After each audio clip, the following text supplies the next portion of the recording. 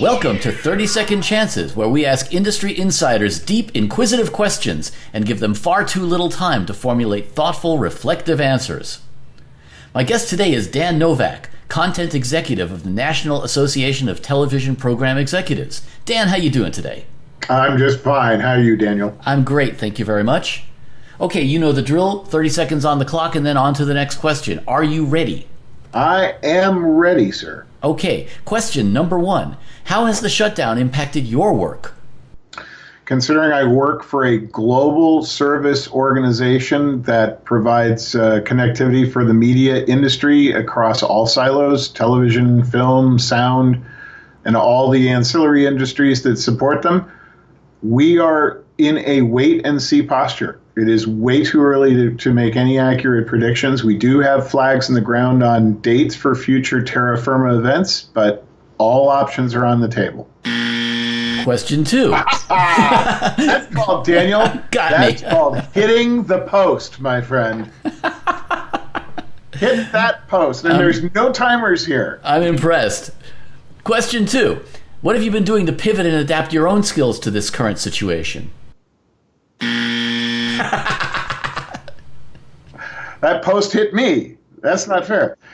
We, again, as an organization that really tries to provide connectivity for content creators themselves and the industries that buy and distribute that content, we're looking into, as all companies are, virtual solutions to replace our terrestrial marketplaces and exhibitions and our conferences.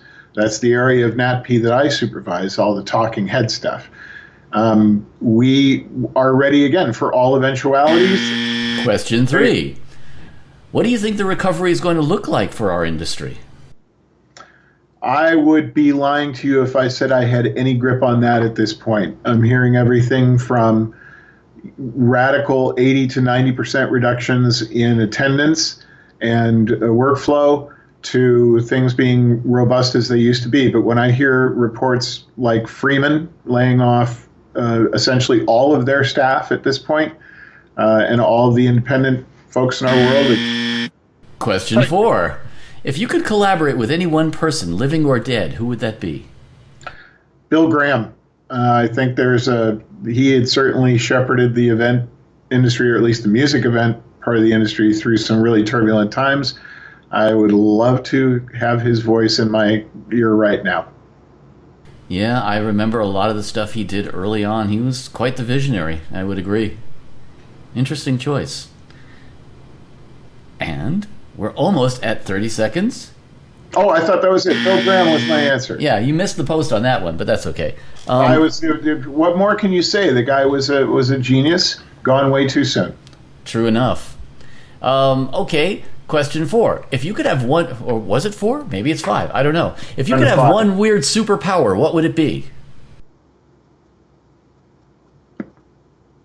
The ability to understand the needs of the people in my world without question and without them knowing that I know that, so that I could, provide for them in a way that, be giving and forget the gift. That would be my goal. A way to do that stuff in a beneficial way, but anonymously. Negotiator man. Yeah, or the ghost giver. I like it. Either way. Okay, last question. If you had a late night talk show, who would your first guest be? Living or dead? Living or dead. Robin Williams. I owe Robin a great debt of gratitude. I was very, very young. I'm just a shameless name dropping here. I was very young. I was 17 years old. I was in an improv group when he moved from San Francisco to Los Angeles. And he joined that group because he had friends in that group. And to be at just to watch him, to learn from him, to be around. There you go. What more can you say? It's really true. And actually, I would totally agree with you. I have never been more amazed at any one person and all the stuff that he could come up with. Just the sheer diversity of brainwaves going at the same time.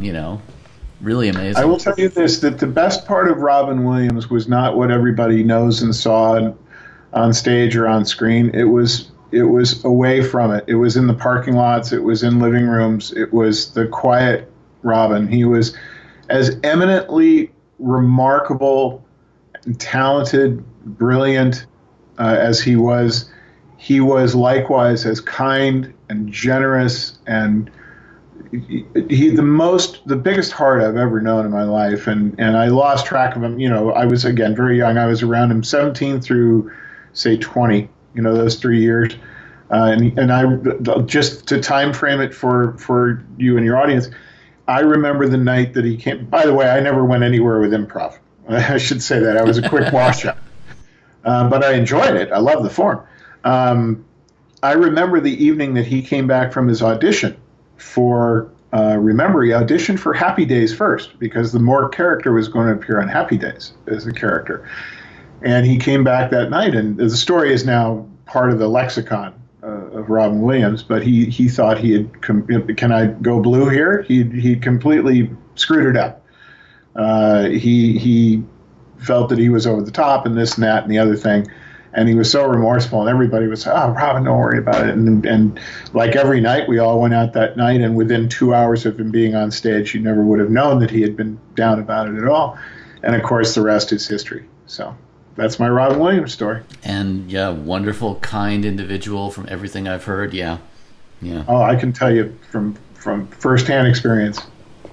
Well, let's conclude this game here. Thank you so much for being on our show, and it's been a pleasure. Listen, mine too, and as I said before we got on here, I enjoy our own history. Someday we'll make music again together in a perfect world scenario. And until then, if there's anything I can do for anybody in your group or your world, just call on me. I'm here to be of service.